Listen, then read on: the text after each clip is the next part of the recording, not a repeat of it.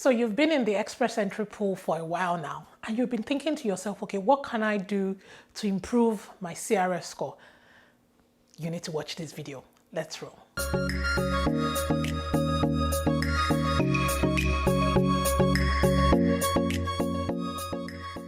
Hey guys, welcome to my channel. My name is Faith. I'm an HR professional and event host based in Toronto, Canada. If this is your first time here, thank you for stopping by. Please do not go anywhere without using that subscribe button. Yes, the red one. Use it and join this family. And also, if you want to know when I post videos, if you want to rush down and watch it, please also click on the notification bell as well. If you're a returning viewer, thank you so much. I appreciate you. Thank you for sticking with me. So we are going to be talking about how to improve your CRS score. If you haven't watched my videos, my previous videos on immigration to Canada, please watch them. I have how to relocate to Canada. I think I have one on proof of funds as well. So, I'll try to link one up here, then I'll try to link one at the end of this video. Please do well to check them out because you will need them. They will give you a good platform for this particular video. So now you've been in the pool for this long and you've been asking yourself, okay, what can I do? What can I do to increase my CRS scores? I'm going to be talking about a few things that you can do to increase that CRS score. Now, the first one I will talk about is the IELTS. Now, I know that, some people absolutely do not like this exam. They don't like it's such a nightmare. And trust me, I get you. It can be a little daunting for some people, and that's okay. But hey, it's actually one of the ways that you can improve your CRS score. So if before now you haven't gotten a good score in your IELTS, maybe you want to retake that exam. Now, it's not just about getting a good score overall, like, oh, so I got 7.5. That's not the point. The point is about getting the maximum points for the 4 different sections, which is reading, speaking, writing, and listening. So you need to get the maximum points for all 4. So if there is a way that you can retake the exam and get the maximum points, trust me, it goes a long way. So that is one of the ways that you can improve your CRS score. It's not easy, I know, but yeah, it's something you want, right? So you got to work for it. So yeah, I am doing your IELTS and getting the maximum points would increase your score. The next point I will talk about is getting a higher education. So if you have just a bachelor's degree, obviously when your degree is being assessed by WES or ICAS, it's going to be assessed as just one degree because that's what it is, right? Except for specific courses like, medicine, dentistry, optometry, veterinary medicine, law. Those sort of courses are the only ones that are assessed as like a double degree. So if you currently just have a bachelor's and your CRS score is low, one of the things you can do is to get a postgraduate degree. So maybe a master's, as the case may be. Some people even get some certifications. Like I know people in HR get certifications like CIPM, to help them. If you're back home in Nigeria, CIPM is one of the certifications that you can get that can increase your scores. But yeah, if you get a master's, then you will be able to get some additional points for that education. And it kind of goes a long way if you are able to pull this off. The next point I will talk about is provincial nomination. So certain provinces in Canada like Alberta, Ontario, I think, which other one again now? There are a couple of them. They do this they give provincial nominations.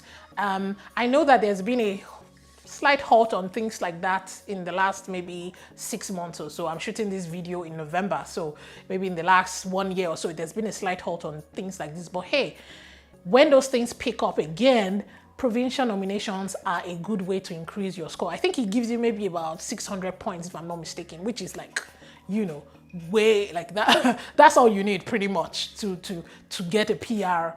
The only thing with provincial nominations is that when you get them, you are restricted to that province for maybe about 3 years or so, and then you'll be able to move. But hey, the whole point is about moving to Canada, right? So I'm not sure that should matter. So provincial nominations definitely are a sure way to increase your score, or a sure way to relocate to Canada. Please try to look them up online. I mean, there's specific things that they look out for. Just be in the pool, and you never know, if you meet up with the criteria for the specific province that you are applying to, then you will get an invitation to apply. So yeah, that's one point.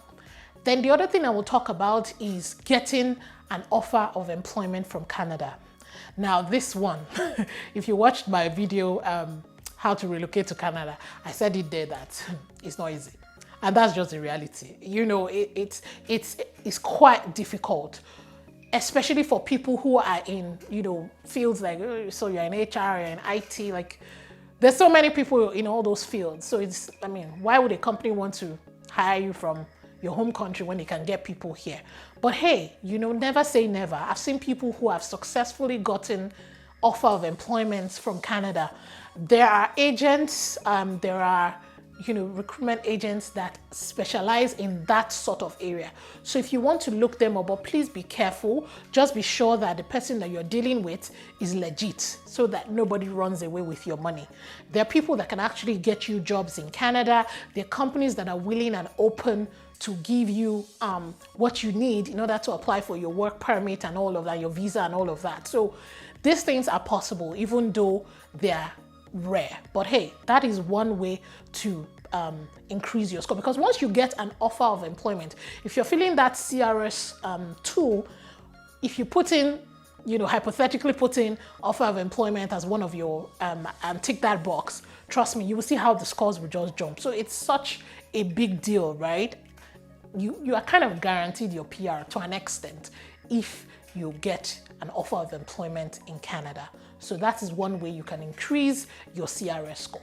The next one I will talk about is getting your spouse or your partner to either assess their degree or their certifications with WES or ICAS, or getting them to also do the IELTS. So I know there's some people that maybe, so you're the guy, you're the one, you're the principal applicant, you're doing all of this, but the truth is that your scores are not enough to get you to the cutoff point in order to get an invitation to apply for permanent residence.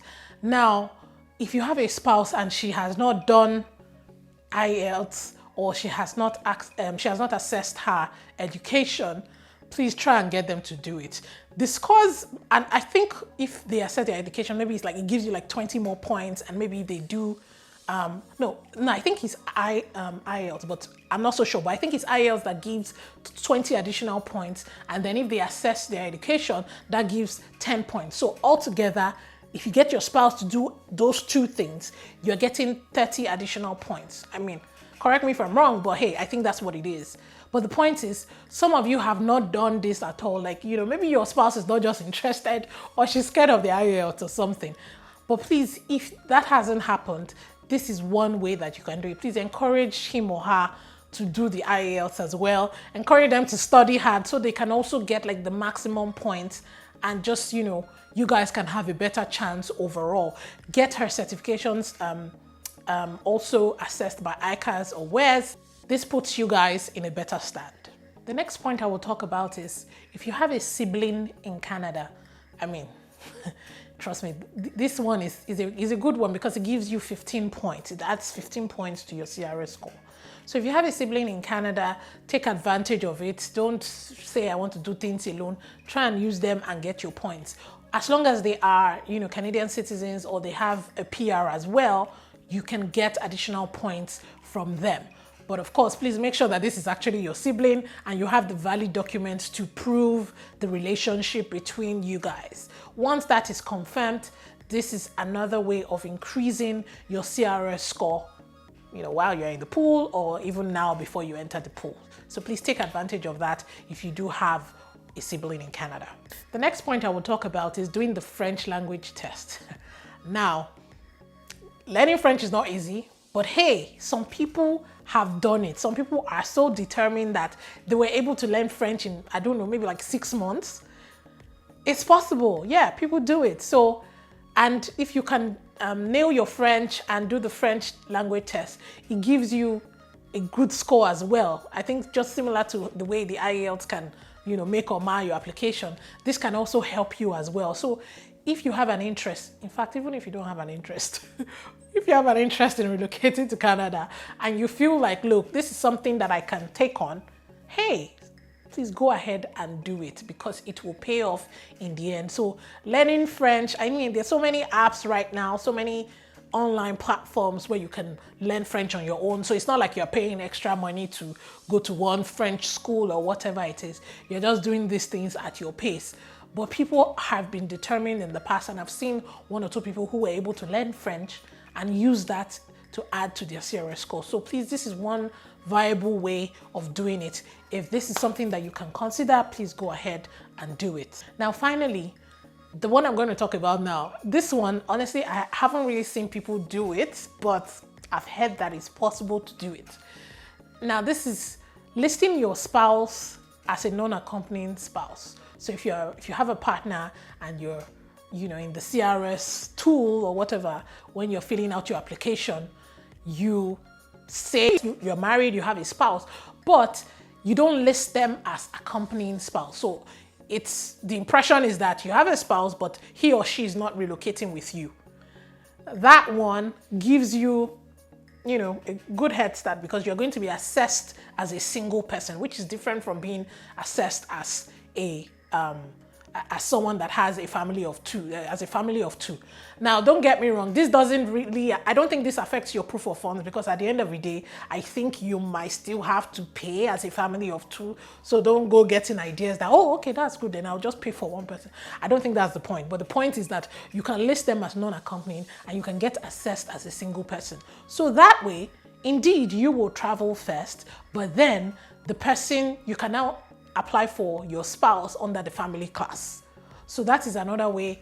I've heard that it's possible, but I've not seen anybody that has done this, especially because most people always like to relocate together as a family, right? Some people prefer it that way. But if the plan is not for you guys to relocate together and your spouse is comfortable staying back while you relocate, then you can list them as non-accompanying in your application, and that way you'll be assessed as a single person. So it gives you a better chance. So these are the points that I have for you today. But one last point though, if you are still in school, or maybe you just graduated and Canada is top on your mind and it's something that you want to do, another way to increase your CRS score is by getting work experience. Now, I don't mean work experience in Canada. I mean work experience in your home country.